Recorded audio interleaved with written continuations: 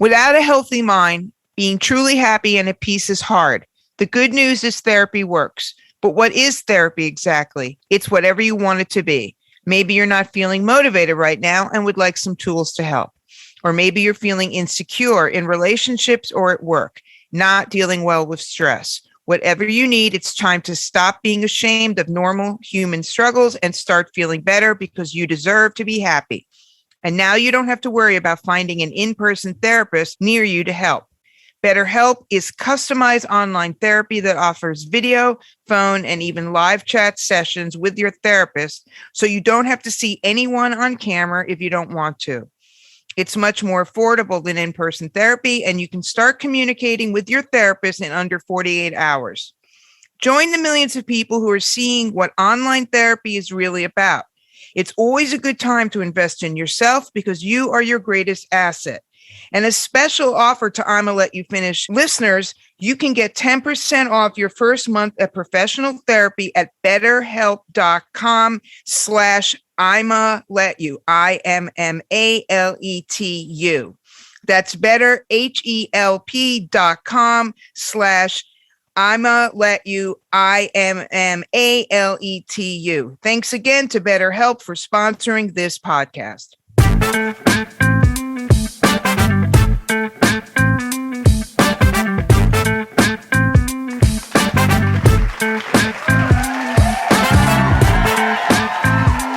What's up, everybody? It's ImmaLetYouFinish on the Pantheon Podcast Network. It's show 107 with your hosts, Court and Amy. It's summer. I just had a birthday. I'm still in the glow of my birthday. Very Leo season energy. How are you? How was your weekend? My weekend was actually pretty good. I got out of the city for like a day and a half, and that's always nice. And, you know, you're not at the age yet where the birthday glow is like, Jesus Christ, I can't believe I'm getting old. So no, I feel like no. That started this year because normally there's like a party. I did laundry and had takeout for my birthday. There you go. You know what I'm saying? Wait, I even did the cold clothes. You know, I'm really doing everything that has to be like hand washed and cold, and then you have to hang them to dry. Oh. You know I'm really doing laundry when I do cold, because normally I just throw those and there'll be a pile of them for 19 months.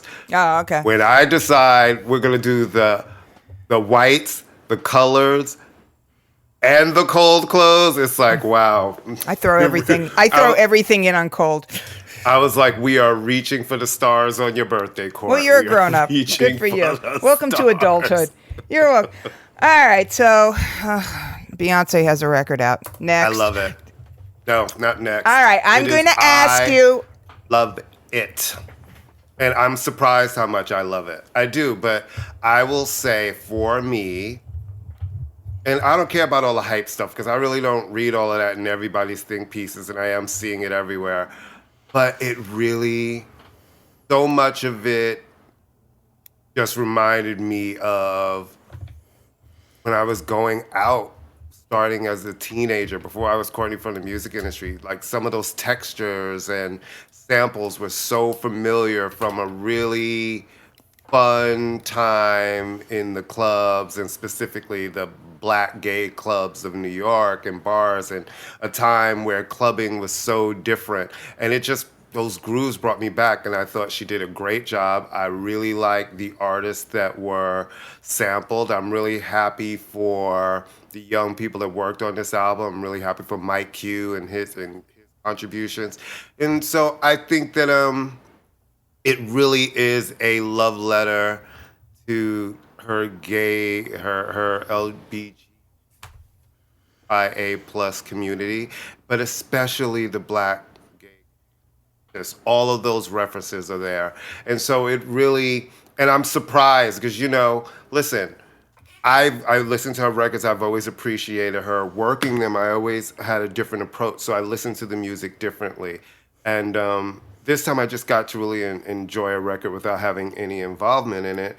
And I have to say, I'm glad it was this one because it really kind of speaks to me in a way that I'm really surprised about. And a bunch of my friends too, we're all at a certain age, and those references for us, especially from going out, are so clear. And I think that she really did an excellent job. I love that she plays with her voice more in different textures in different ways, and I think it's a great record. I really do.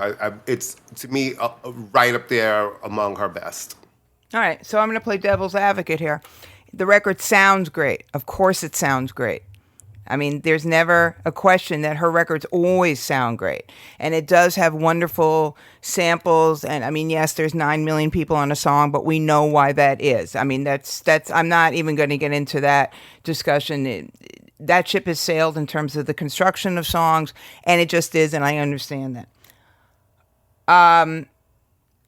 I will freely admit to being someone who has respect for Beyoncé, who thinks she's extremely talented. I get crazy when I hear the legendary and the queen stuff, but she's not speaking to me, and I understand that. I understand that I don't need that kind of affirmation. People objecting to her being a capitalist, big surprise. She's a capitalist. She's married to a capitalist. We understand that. This is a capitalist society. I'm not even getting into that. My problem with this record, but I've realized this over the years, I love a lot of her songs. We talked about that. I love a lot of her songs. I mean, and we've listed them. My problem with this, and it's my problem with a lot of her records, is she sounds like she's paying homage to the club. She's observing the club, but she's not in the club. Her voice is almost too, for me, perfect for this kind of record. I never get the sense that this woman is losing control. Now, am I being unfair? Because maybe she doesn't have to. She's not that performer, that singer. So I think it sounds fantastic. But she's never been, so I don't... Well, that's what I'm saying. So, but it's like, so then why put that stipulation on someone? And then, you know what I mean? Because it's like, if there are so many artists that give you that loose control. She's never been that loose control. So right, which is why, for me, this is my, for me, this has been, the record sounds amazing. Yes, it sounds amazing. And there's some moments where she's really locked into the groove, but she always seems to be just coasting above the groove. And for me, this kind of music requires something looser than she is. She is a consummate entertainer. She is a consummate performer. But I just feel, I'm hearing this record in my head going, imagine if so-and-so and so-and-so. So I think it's a very good record. I think it's the record we need for the summer. She's train spotting a little bit, but that's fine. I too am sick of the think pieces. I think that people, it's just gotten to the point, for crying out loud, you can critique her. Every artist, every performer is open to critique. There is no artist out there, from our beloved Pet Shop Boys down, who has never made a false move. This is not a false move. This is a very good record. It'll do well. I know she's not that performer. And as I said, that has always been my issue with her. That's all. I absolutely respect that, and I respect your opinion. But as I hear this record, I respectfully disagree. Okay. And I think that she made this record for her gay fans, and we all get it. We feel it. Well, not all of them, because I've read a lot of gay men. Well, yeah, there's some, but I'm going to tell you, a bunch do. Enough do. The ones that were there do. Okay. I've read a lot of things, too, by people who are 20-something who weren't there. No, these are not 20-something-year-olds who are saying. But let me pose a question to you. Hold on. You have to let me finish a thought, because you speak a long time, and then as soon as I start to speak, you chomp in on let me finish my thought. Thank you. So, for me, and just the people I know I've been having conversations with, my black gay male friends of mine who don't normally even fuck with a Beyoncé album, real talk. They're like, they appreciate her, but they're not like, oh my God, Beyoncé. Which is really funny, because when I really think about it in my circle, I have some of my female friends who really like her, and everybody appreciates her, but I don't have the friends who are the stans really hard. And one in particular who I expected him to hate the record because he is like you. He will break, you and him can sit here and there are things that I feel like you're absolutely right on. I know what you mean. It's like you want that moment of, in dance music, some of it is almost like a while abandoned and those churchy vocals or just that really getting into it. And I think she does too, but this record is like a ballroom record, which are also more call and response and chanty. So it's less that deep house, that dig all the way in, and it is like lots of ridey grooves. But we appreciate it because it does remind me of a lot of those songs of the time. They weren't screamy, yelly. It was kind of ride the groove, four on the floor, a real moment. And it just feels so familiar, but in a fresh way. And I appreciate that she did it, because she's been making, this is album number 7. And to make something and really tell your gay fans, this is a love letter to you guys because you've been there. She's made the album where it's been a lot of albums for the ladies, and it's been a lot of, I want to teach you lessons of the world and political Beyoncé, which is great. But I like that she just came and gave us a fun summer record. And I'm really overseeing all of there's just been every sort of fucking piece from every angle dissecting it, and ultimately at the end of the day it's an album. You know what I mean? It's an album. It's not meant to save the world. It's meant to make people dance in the summer. We 100% disagree. My question is, all of that is true. All of that is true. My question is, if it wasn't a Beyonce record, would people be paying attention? Yes. All of it is true. I do think they would, because it's a great record. Okay, but all of that is true. What you're saying, all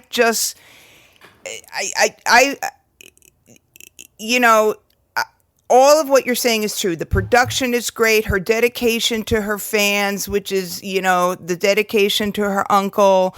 All of that stuff is absolutely true. To me, think that people are, this record would be good no matter who made it. Yes. To me, this record would be good no matter who made it. So the think pieces about Beyonce's, it would be a good record no matter who made it. As she is viewed as this, listen, if woman whose name we will now say came out with this record, well, she would be judged in a different way. But if woman who say, starts with an M, ends with an A, came out with this record, the world would explode, because this is the record people, and she has a real claim to that sort of scene in a lot of ways, in terms of being. I'm so mad at her because it's like, lady, the last time, that's why Confessions on the Dance Floor stands out as such a big moment in her career, because she finally came back and gave everybody what they wanted, a dance album. Which you are right, you actually have the crown of the chick who came from the club. She's the crowd. That's her crowd, and she refuses to put that shit back on. Yeah. Well, she may be. I mean, listen. We could do like the psychoanalyzing of what that woman does. Is, like I said, I do not. And she's not recording new music right now. She's working on, she did the deal to bring all of her music to Warner Brothers, and she's like, I'm repackaging the old music for a new generation. That's blah, fine. Blah, blah. That's fine. I want a new album. Well, I want $1 million. That's fine. She owes us nothing. None of these artists owe us anything. Madonna owes me a new album. All right. Well, better. I would rather she owe me money. But. All right, we agree, basically. I'm just not somebody who was like, oh, my God, I think that Beyonce is not judged on the same curve as everybody else. But, yes, this is a fun summer record. The beats are great. As I said, they should be. I appreciate that she's bringing some people forward. It's a really great dancey Beyonce record. And that's fabulous. I love it. I can't believe I'm saying that. That's never, I was really surprised by it. I was like, wow, I really like this more than I thought I would really like this. I'm actually surprised. And I sent her a little note and told her so. Well, okay, so are you really, she's your friend. No, she's not my friend. You're in her team, and that's good. No. We had a respectful working relationship. She respects you a lot, and that says something too. Yeah, and listen, it's like, I think that she's really excellent. You know what I mean? I do too. And I believe, and one thing I will tell people, through all of the things, love or hate her, all of the pieces that you read, I've worked with so many artists for a very, very long time. Some of the biggest in the world, some you've never heard of. And I've seen a lot of people that work hard. But when people say that she works hard, it really is true. Like, no one outworks her. No one on any of these things that she's doing. Like, no one. I always wonder, it's like, do you sleep? When do you sleep? Because no one's going to outwork her. And, you know, there's been a couple of things that have been unfortunate. You know, we have, I guess, you know, there's the Khalees situation, which to me, I have sympathy for Khalees because I'm a huge Khalees fan. And her frustration with Beyoncé, I thought, was unfounded because it was an interpolation. She didn't sample a song. But it goes back to that situation with Pharrell and Chad, and I'm like, you guys took all the publishing? Like, yeah, for that everything. You really took surprised all of the me. Publishing. All of the publishing. I always thought, I knew it was something that she did not make money with that first and the second albums, which is really shady. Remember, it was really weird about how they didn't really release the second album in the U.S. and put it overseas. I thought she had some hand in that stuff. I thought when we came to Tasty, the third album, which comes with Milkshake, because she started at that point working with other producers as well. I thought, okay, they got her publishing together, right? You know, because I knew that there had been issues with the first two records. But to realize that she got nothing, and I'm looking at them, and we always see Pharrell standing up talking about artists' rights and artists. Yeah. But then, remember, this is the same person with that whole Marvin Gaye situation that I thought he was quite disrespectful. It's like, yeah, I do think artists should be able to create, but that does not mean get to take it from someone else's work and just be like, well, I should also just be able to do that without the compensation to you with a big... Like, those two songs were the same fucking song. I mean, you know what I mean? You're talking about Got to Give It Blurred Up Lines. and Blurred Lines, yeah. And so that made me realize, it's like, right, the music industry, like you and I, we could beat ourselves over the head with this, can be such a shady fucking business. It's like, people will literally walk around fucking someone over, and you see that person, and you know that they have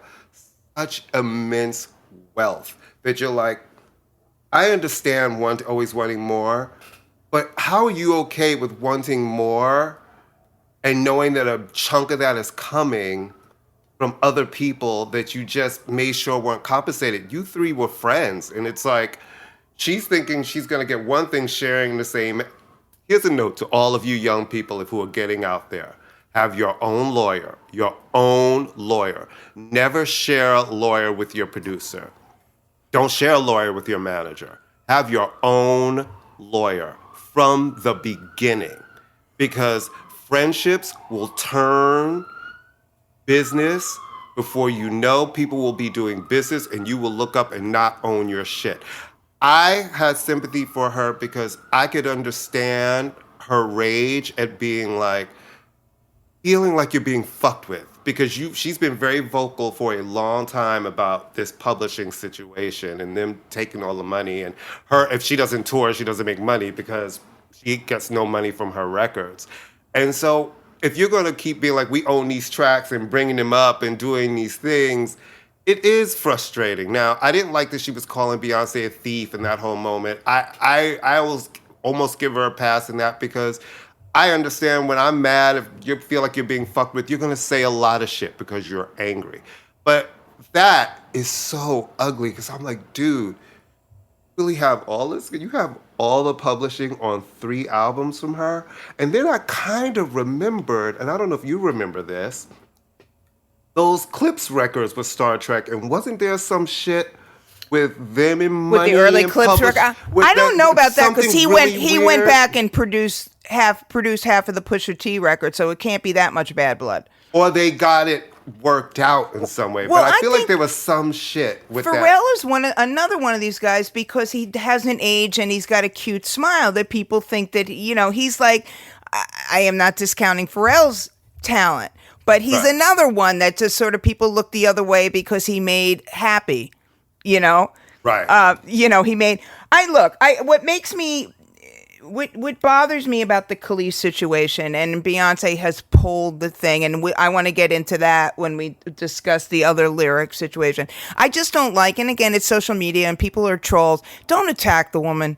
Khalees is voicing the frustration of a lot of artists and of a lot of women in the industry who've been taken advantage of. We got a lot of false sort of view on her because of her marriage and divorce with Nas. I've interviewed Khalees, and I'm not a huge fan of hers, but she is no dummy. She is no dummy. And then she got screwed out of a record deal. You could do an hour-long to a 5-hour-long show of artists who've been, industry rule number one, record company people are shady. I mean, but I just don't like the fact that people are attacking her and she's nuts. Her husband just died. I think she went after Beyonce, and this is going to sound, I think she did it because she knew if she went after the Neptunes, people go, yeah, she went after Beyonce to make a point, and Beyonce can handle it. Sorry, it's not nice to call names, but Beyonce will not, lose any sleep over it. But I think she ain't thinking about that. She's just what's the solution? Beyonce's she's a solution. What's the solution? Boom, that's her. She don't care about all of that other stuff. What's the solution, right? Right. So what she did was they've now taken that interpolation, which is just a lazy way of getting around publishing. Sorry, the interpolation of that off. But not always. Sometimes you wanna sing and you wanna do a part of your song and you don't want that other voice. You want it, and you're kind of doing that as a groove into something, as opposed to putting another voice on your record, which is why that happens sometimes. Or you know what I mean? Less than in some cases, I'm sure people are like, oh, I don't want to pay for publishing. But a lot of times it's you're in the studio and, that little riff would go good. Well, the Verve got screwed on that. On Bittersweet Symphony, they got no publishing from that. Andrew Loog Oldham grabbed all the publishing for a symphonic version of a song he didn't even write. I mean, he didn't even write. Doesn't Sting have all the publishing on the Puff's Big, I'll Be Missing You? Well, that's how, I mean, he could have just written a check to to Biggie's family. That just shows how craven Biggie is. I mean, not Puffy. How craven Puffy is that he would rather have a number one song than actually do the right thing, right? He would rather, All right, so there's what happened with Khalees, and then, so a couple, and I want just to really briefly read this quote, because this quote really jumped out to me. So a couple weeks ago, there was an interview in the New York Times, a profile of Gerard Carmichael. And they were asking him about artists and changing things. And this is what he said. Lizzo changed, and this is about the Lizzo song Girl, where she was called out for an ableist lyric and she pulled it. Okay. Or the word. It wasn't even a lyric. It was like one word. This is a direct quote. Lizzo changed the song lyric, and with all due respect to Lizzo, that's not an artist move. That's a celebrity move. She's celebrated and she wants to remain celebrated. When you start getting to a place when you're changing lyrics, that's not what an artist does. And I think that's very interesting because certainly he's a comedian. We've talked about like Dave Chappelle ad nauseum. Mm-hmm. Comedians have a different role. They do. Different role, right? So you and I don't like what Chappelle has said, but I would be very kind of... He has the right to say it. He has the right to say it. I don't, I have the right not to watch, right? Like Exactly. I feel like he has the right to say it. And the people who... Listen, I enjoy really fucked up humor. I can laugh at myself. I can laugh at gay jokes. I can laugh at trans jokes if they're funny, if I get it, if in the sense of being funny. My issue with Dave's jokes is they seem less. Well, we've had that discussion. All right. So Beyonce. So Lizzo did that a couple of weeks ago in her album drop, and now Beyonce in a song has a word that is deemed offensive to members of the ableist community. Now I think that we should all be happy that language and perception of language is changing. There are lots of other songs that use this word. I don't know the woman, but I'm going to have to assume she did not use it in a negative way. And she pulled it. She pulled the song. She's going to put it back. I think that she did it because I think if Lizzo hadn't done it, Beyonce would have just said, fuck you, I'm just going to keep the lyric. I mean, that's my opinion. And I think that it gets back to what Carmichael said in terms of, is she doing this as an artist or is she doing this as wanting to, no, I would say it has nothing to do with what Lizzo is doing. I think that she has a lot of fans, and she has a lot of fans who have different, challenges and things. And I think that ultimately, that becoming such a big story that's an easy fix to make, rather than just, there are things that I'm sure she would keep. She fights for her art, and there's certain things like, it's not going to change my art if I change this one word. You know what I mean? As opposed to somebody saying, we need you to edit this scene, take this out. And I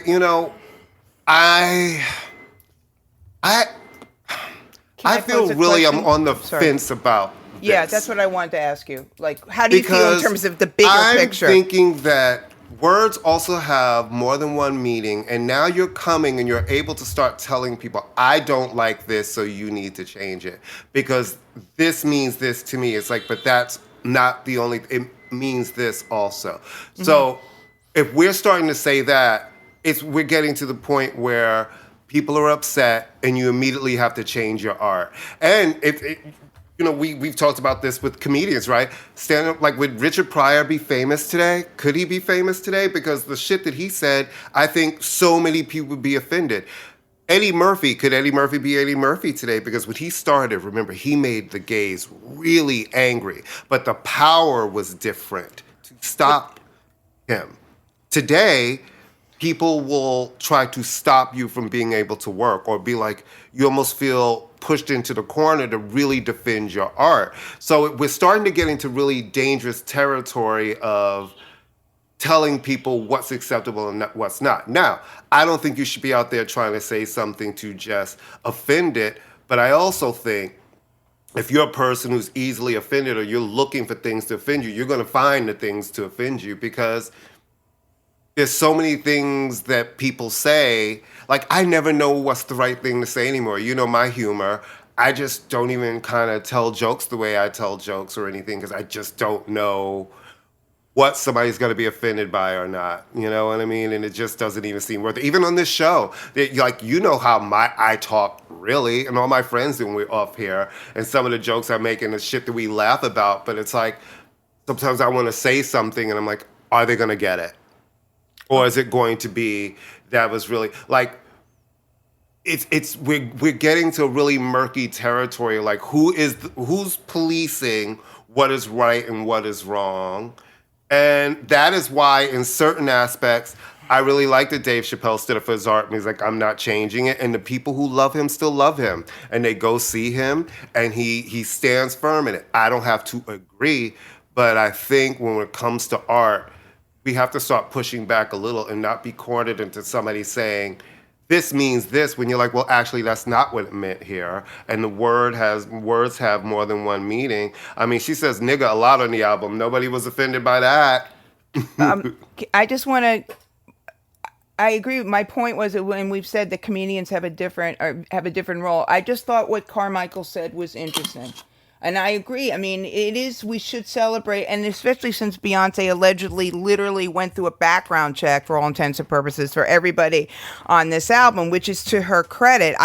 So I find it interesting that for all of the very careful and very admirable to make sure that she didn't have somebody who's been accused of incest or whatever on the record, and I appreciate that. But it's a word that's used a lot in our community, right? But, so it's like people. No, I'm not talking about that word. I'm talking about spaz. That's the word. That's what I'm talking about. It's used a lot in our community.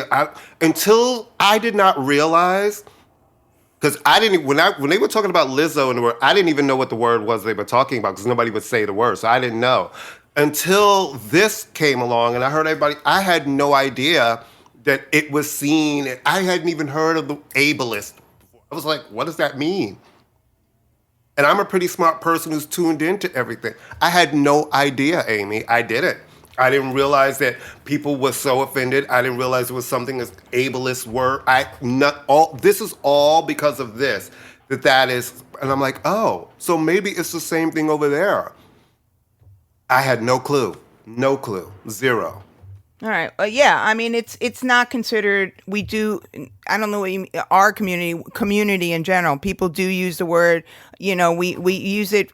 Unfortunately, frequently. There's a whole conversation to be had about pushing back of language. Like I said, my impetus for this conversation in a lot of ways, but I just thought it was interesting what Gerard Carmichael said, the difference between being an artist and difference between being a celebrity. And he was referring to Lizzo, so I don't want to put that on Beyonce. But I just thought it was interesting. It's just the conversation about what and what is not or should not be allowed. That's a whole nother conversation. I mean, and I do agree that we have to find a middle ground between complete, but, I knew what the word meant. I knew what the word meant. I'm surprised she didn't know what the word meant. Why? Or her. I didn't. Well, that does. Why? You didn't know. Why you didn't know just because she's Beyonce. I think of that word as like sometimes when it's like, you're gonna make me I'm gonna go crazy. I don't think of it in terms of as a person with disability. You know what I mean? Because I don't know. I've never been around somebody who's used does it. Stop me from using My it? thing is, I've never been around somebody who's ever used that some way. But I'm also toward a person. Become Facebook friends with a writer who's really interesting. He's a great writer who is part of that community. So it's an interesting view of seeing it. I'm not saying I agree. We're on the same page in terms of we have to be very careful between being cognizant and censorship. There's got to be an in-between. Her career will not suffer. She did the right thing. But I just thought, like I said, my impetus was the Carmichael quote, which I was going to bring up about Lizzo, but then it's sort of like doubled down on that. So, yeah, I mean that was just my interest in it. I'm glad you brought that quote up because I do think that changing that one word doesn't change the art. You know what I mean? If we were talking about something that was really coming in and changing the art, that's where you really start. But really, that's the kind of change you can make that really doesn't. Is it annoying to have that be part of the conversation? Yes. But how do you do that? You respect the people who've come to you to say, this is really a problem for us. And I believe that she said, okay, I would not want you, I want you to, this record is for you. It's an acknowledgement. And this record is for you too. And I don't want you to listen and feel in parts really uncomfortable. So I think it is like, it doesn't change the art. It's an acknowledgement. Right. Yeah. It's an awareness. Absolutely. We should always celebrate people learning something. Absolutely. Listen, it taught me something, and now I won't use the word. Yeah. It's not a word that I really use that often. I don't use it that often. It's actually, it's like a kid word, to be honest with you. Yeah, that's. I really just think because how we use really that word, like a teenager word to me. It's like a word you use like as a teenager, Yeah, kind of, sort of. But when you know more, you do better. You know Hopefully. What I mean? That's the idea, right? Learning the whole thing about ableists, where I had no idea, but I do now. So it's like, okay, that's something to actually absolutely be aware of. And I tried to be aware. Listen, something about getting in your 50s where you really do honestly start to look at the world in a very different place. And I just, I feel like I don't have to like everybody's shit. We should just respect each other. That's it. And if you don't like certain shit and it makes you uncomfortable, I won't say it. I won't use it. Yeah. It's just to be... But I do think we need to be careful when it comes to art. Because this idea of like everybody being the art police, because you can't make everybody happy and somebody's always going to be upset. Right. All right. Speaking of canceling... A good form of canceling, in my opinion. The Midtown Festival in Georgia, the upcoming Midtown Festival in Georgia, which is a big event.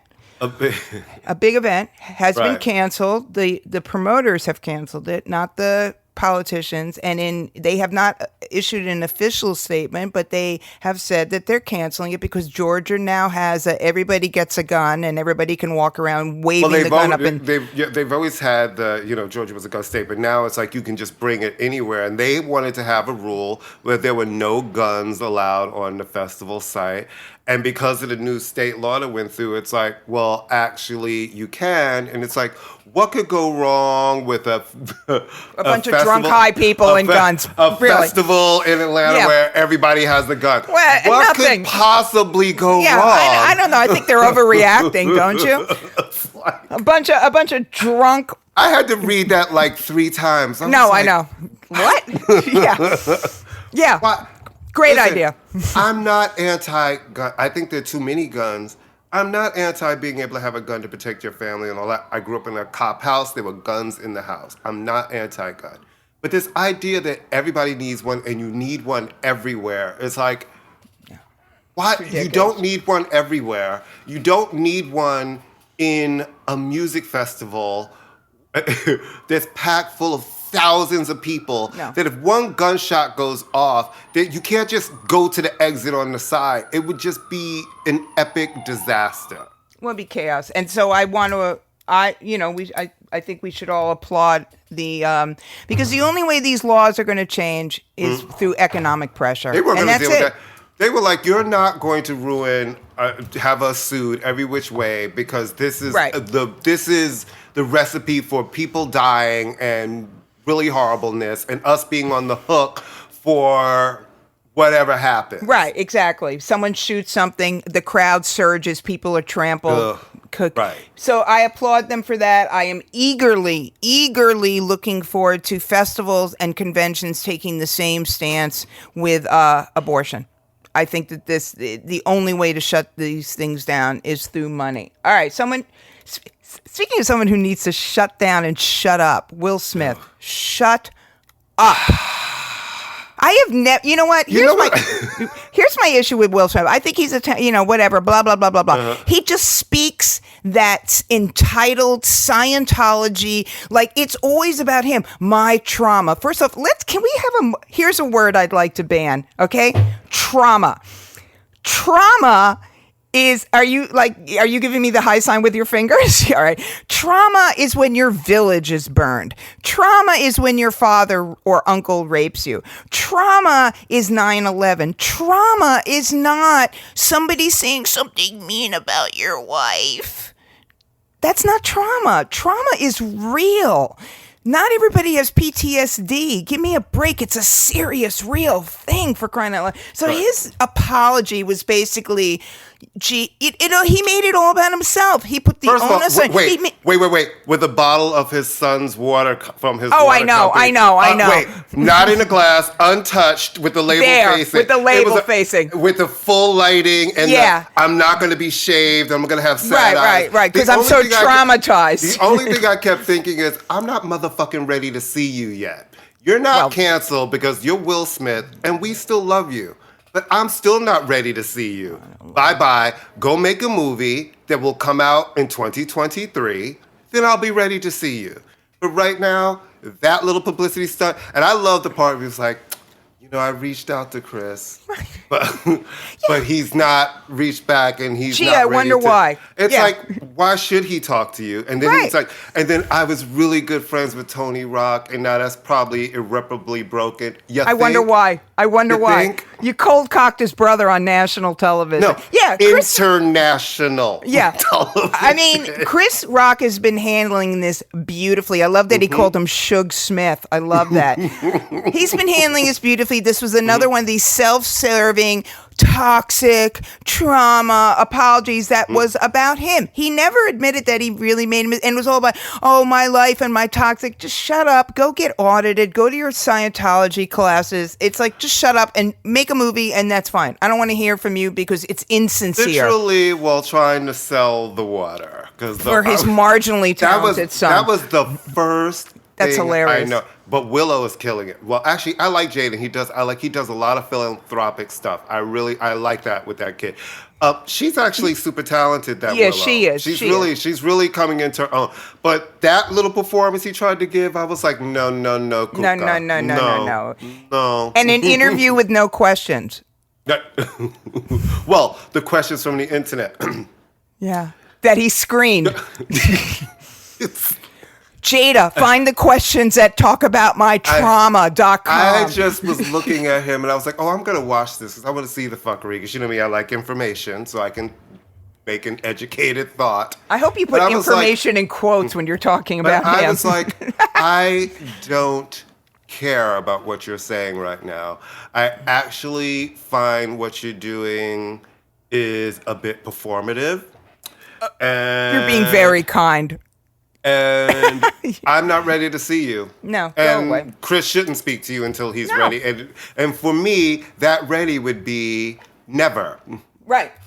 Chris Rock owes you nothing. Meanwhile, Chris Rock has a really cool new girlfriend, and he's traveling the world, and he's selling out stadiums, and he's 100 times funnier than you. So bye-bye, Will Smith. See you in 2023. Yeah, see you when you have something to actually promote as opposed to your trauma. He has trauma. And the fact that his next movie is like a slave movie, it's like... What? No, you're lying. The next movie is like some slave movie. I'm like... Jesus Christ. I'm sorry. I'm not trying... You might want to push that one next back. year and find a comedy. You better make people like you and laugh. Yeah, I need... Yeah. Oh, really? Mm-hmm. I have no comment on that. I just have no comment on that. When everybody wants to get serious, it's like, I'm going to do a slave movie. Where I free everyone, Or I'm going to do a movie where I have to play somebody with some form of disability or who's autistic, or I'm going to put on a lot pounds. Yeah. Or I'm not, like, we're going to de-glam me. Right. We're going to look ugly and gain weight. And so basically, he put on 50 pounds and if a woman, Bye, Will Smith. Goodbye. Oh, can I just say something? You caused a huge kerfuffle, bitch. What did I do? A huge one. Last week on said show. What did I do? You made a statement about who's going to want to go see Beyoncé and her. Oh, no, I've already rethought that. Let me just tell you something. The amount of texts and DMs and phone calls that I got of people being like, I do, and what? So Janet Jackson, Tina Turner, who did it until she went to... Tina Turner's, Marjorie Clark called us up and said, Tina Turner, she kept waiting. Marjorie was like, I love you guys, but I kept waiting for, hey, Marge, I kept waiting for you guys to see. You know what? I was making a bigger point. My bigger point, it's not about Beyonce. People are obviously going to want to see Beyonce until they wheel her out, okay? My bigger point is that women are judged on a different thing. Nobody sits there and goes, Rolling Stones come out, they're 526 years old, collectively, and that's just Keith and Mick, and it's one line, but every time Madonna does something, it's always like the age, the body, the looks, and that was my own comment. I think the obviously still come out. Yeah, but my point is that women are judged differently. That was my real point about it. I had to be like, guys, I didn't agree with that. Like, you heard me not agree. They're like, but I don't understand how she could say it. I was like, tell them to contact me. I was like, tell them to contact me.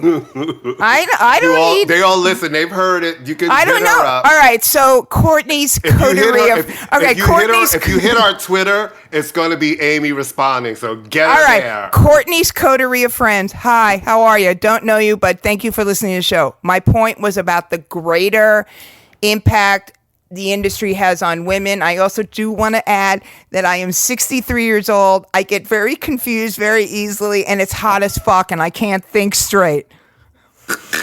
It's hot as fuck, and I can't think straight. It's getting hot in here. It is hot in here. I am getting so hot. I would never, ever, ever condemn a woman for being old in terms of performing. My added thing is I'm sick and tired of every time a woman gets on stage, they're critiquing her looks, her age, her this. The fact that we are now talking about Lady Gaga being too old or this one being too old, that there's always a replacement, that drives me nuts. As a woman, when you say, oh, she looks really good for her age, that is the most back-ass compliment ever. You either look good or you don't look good. Yeah, Am I but wrong? You know what? People say...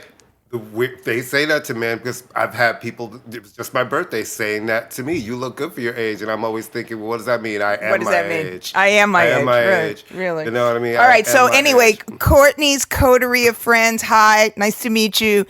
I would never ever, that the comment was not about her in particular. I just used hers in particular because we were talking about her. It's about the way women are treated. And it's so funny because I was so stunned. I wanted to be like Janet Jackson. Tina Turner. I could, because when you first said it, I was like, what? Well, I know I still go see Madonna, honey. If Madonna put tickets on sale today, I'd be going to see Madonna. Janet comes to town, I'm going to see Janet. Right, but would Janet, how many comments would they make about Janet's age as opposed to... They always do. Every article I read, they're like 56-year-old Jackson. No. They have to do it. They have to do that because that's journalism. Has anybody said Usher, whatever age? Usher's no kid either. Are they commenting on his ability to do what he does because of his age?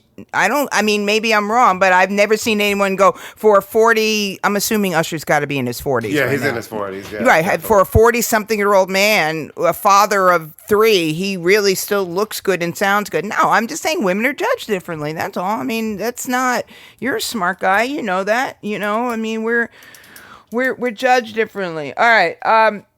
Nelly performed with Drake and Drake got COVID. First of all, where'd they dig Nelly Furtado up from? I love her. Well, Drake, first off, I will give Drake massive credit. He is Canada.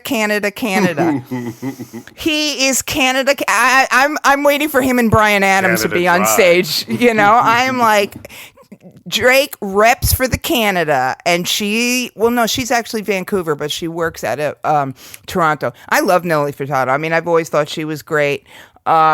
But yeah, it was like a Canadian music festival, and he's up there, and blah blah blah, and he got COVID. I mean, who hasn't? I'm starting to feel a little left out, and I shouldn't say that. Don't say that shit out loud, honey. No, I know. It'll come knocking at your door. I know. Like, come and knock on my door. I've got you. COVID for you. Bury that. You know what I'm saying? I'm sorry, but yeah, so that's sad. But I do love Nelly Furtado, and she's somebody I would love to hear a record from. Because I think all her music is great, from her sort of folky stuff, not folky, but her earlier stuff to the Timberland stuff. I think she's cool. I like a Nelly Furtado. I'd love to hear her do a record in Portuguese. She did a couple songs in Portuguese, and I thought that was super duper cool.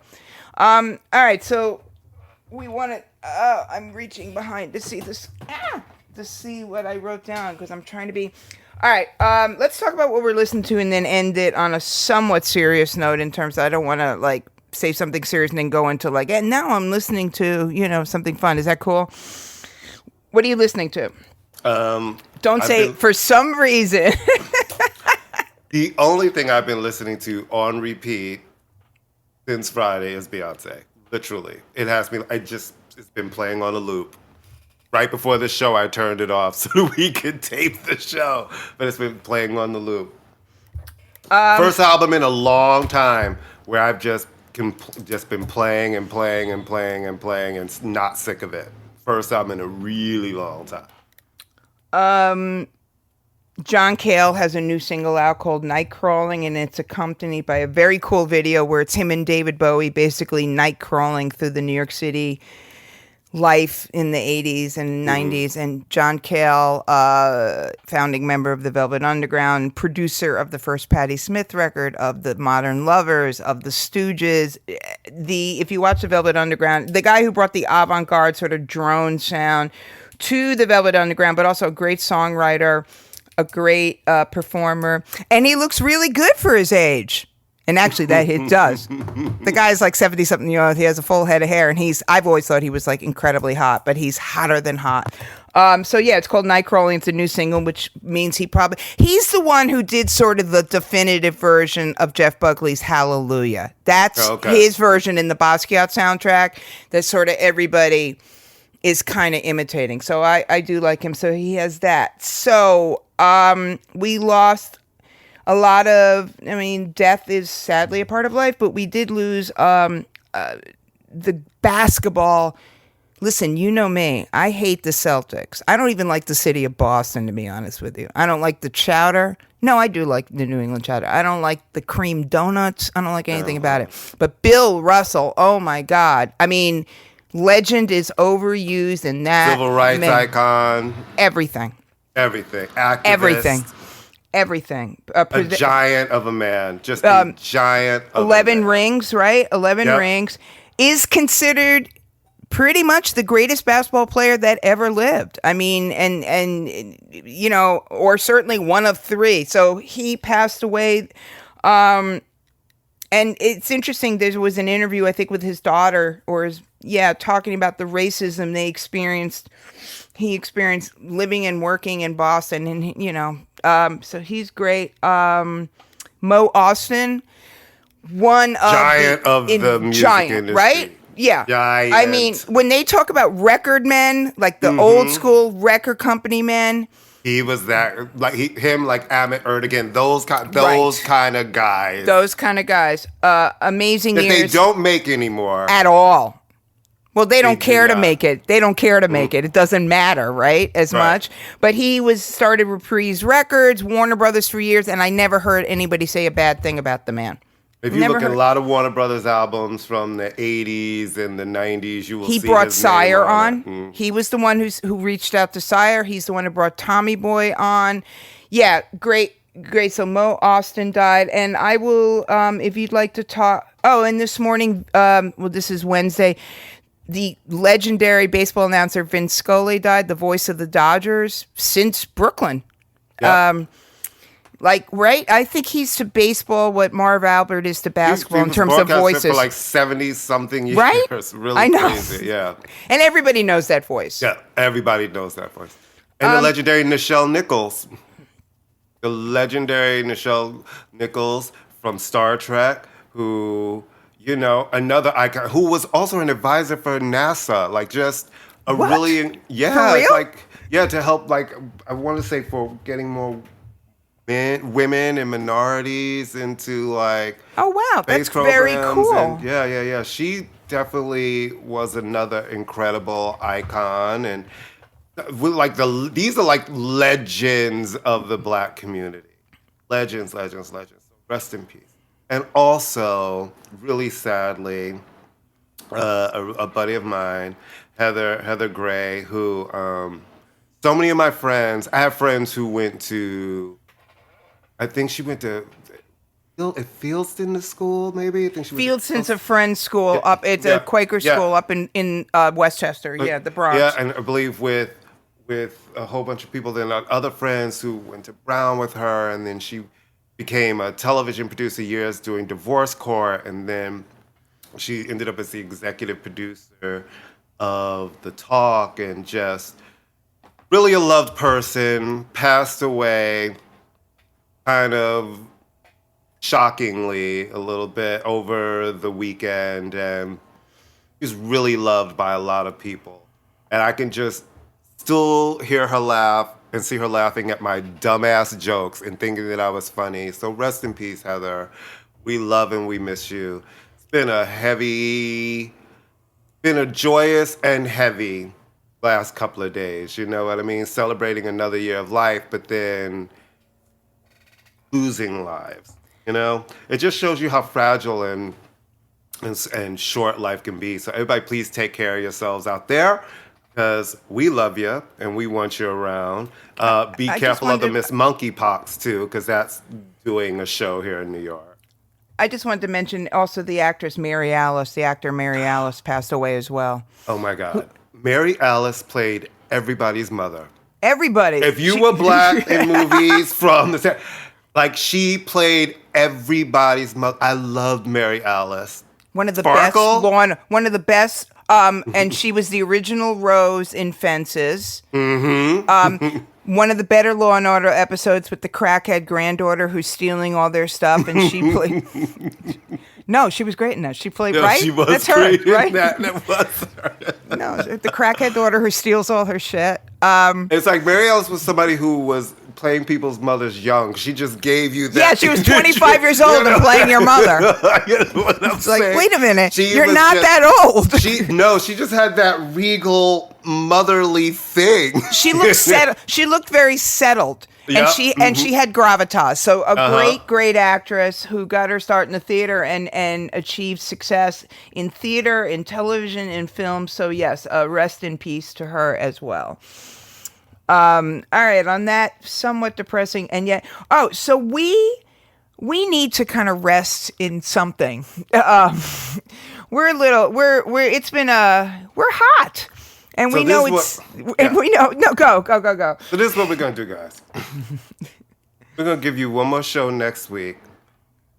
And then we're done for 3 weeks.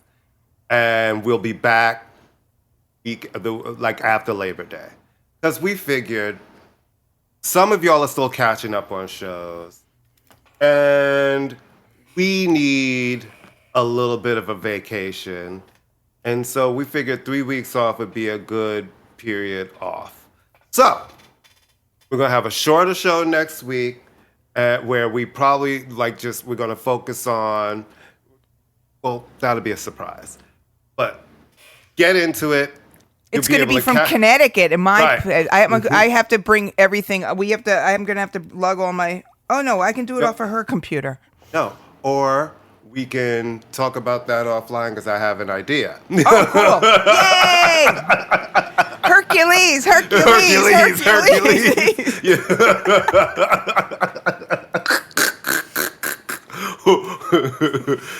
Because here's the thing. I really do love that scene. I thought you saw my note because I hit you back to say, actually, we should do one more show. No, I didn't see it. Yeah, I responded to one of the notes the other day. This is us, kids. This is us. So yeah, you know what the deal is. We're going on a vacation because you know what, kids? We're tired.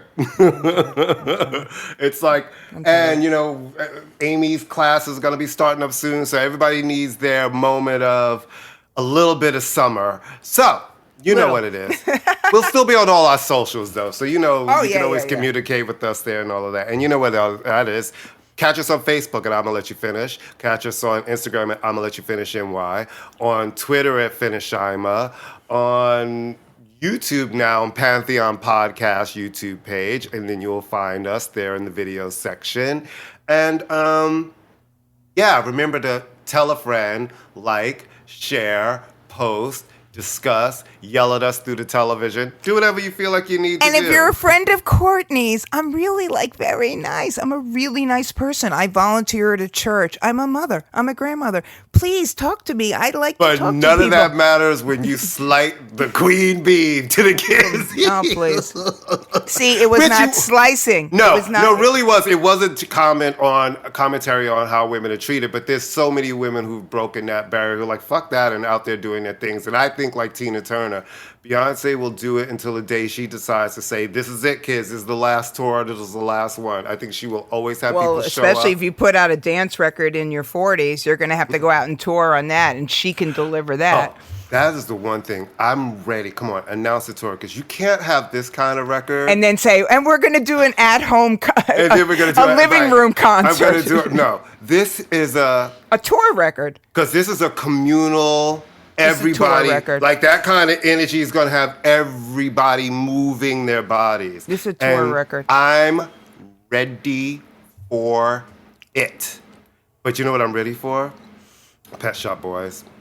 I really want to see them this time around because the fact that I have never seen, that is crazy. I would. I mean, if I were in charge of yanking gay cards, I would yank your gay card. It's like, I mean, I don't know. You said you've seen them like 4 times, right? 4 times.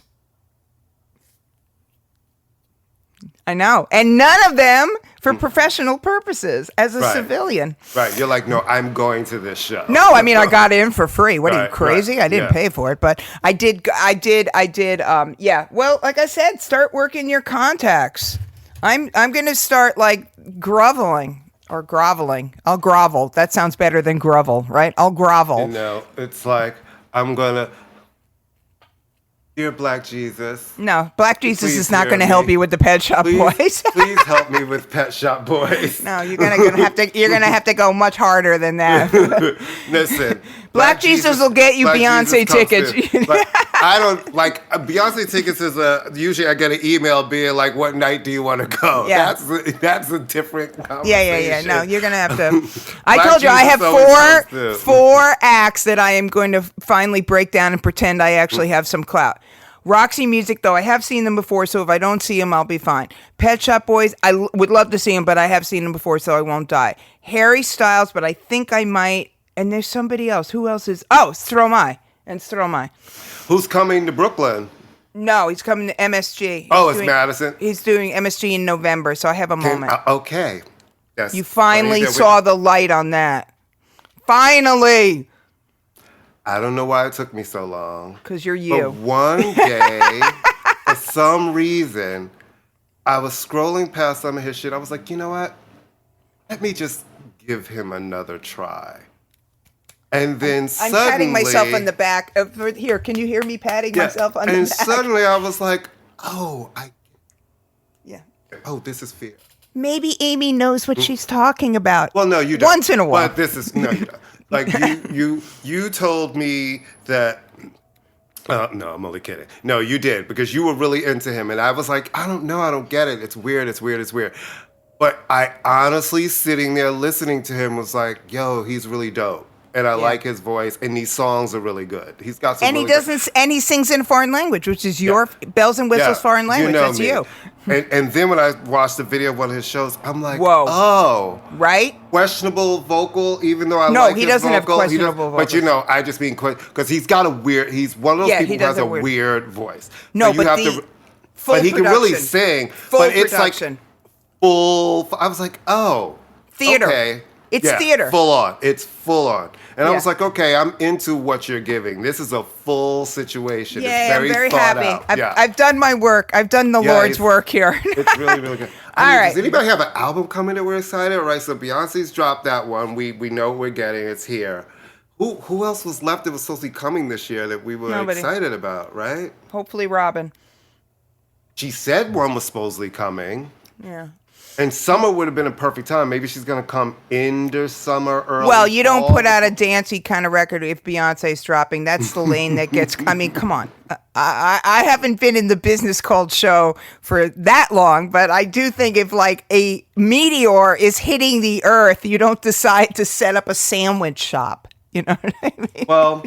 The thing is, but she's Robin, and Robin's audience is very specific. And I think if Robin dropped an album, it doesn't matter if Beyonce had an album out there because it's Robin. Yeah, that's true. And we're all going to be like, ooh, Robin. You know what I mean? We can listen to more than one album. Fun fact. Yeah. Now, think Rihanna will finally drop? No, never. You don't think it's happening? Never. And I don't care. You're like, she's making lipstick and shampoo, honey. She's like lipstick and shampoo. No, honey. She doesn't have it. She never has to release a record. I'll be fine. I'll be absolutely fine. She's never. And I'll be wrong, of course, but I'm just going to say never. Why? She just had a baby. Let her be happy. Right. Is John Kell coming with an album? Was this single a single? Yeah, he'll be coming. Are you excited about that? I like him. I like him a lot. I don't get excited about anything, really. Right. I mean, not in that way. I mean, I'm excited because I think he's a great artist, and it's always interesting, and he's a fantastic artist live. Yeah, I'm looking forward to... I just want to make it through the summer without getting sick and having a job. How's that? That's where I'm at. All right. All right, kids. Well, you know what? Maybe you'll see us next week. If we can't get it recorded... Or hear us. You're seeing us. I'm a little afraid. I'm looking around. Who's in my bedroom? Right. And if not, we'll see you right the week after Labor Day. All right. It's a push and pull. It all depends on how we're feeling. All right, kids. Take care, everybody. See you next week. Bye.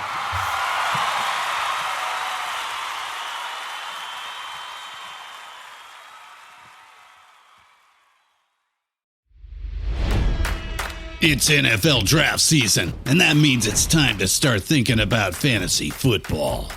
FantasyPoints.com features industry-leading experts and prognosticators using proprietary hand-charted data to help you score more fantasy points. FantasyPoints.com is the place to go for whatever kind of fantasy football you play. Whether you play fantasy football, daily fantasy sports, or do a little bit of everything, Fantasy Points has the meticulously researched content to guide you to victory. And why wait for the fall? Fantasy Points also covers the new spring football league, the UFL. Join the guru, John Hansen, Scott Barrett, Joe Dolan, and other massive names in the fantasy football universe with an exclusive offer. Use code Pantheon for 15% off any Fantasy Points package, including the all-in package, with access to every article, tool, and data nugget that Fantasy Points has to offer.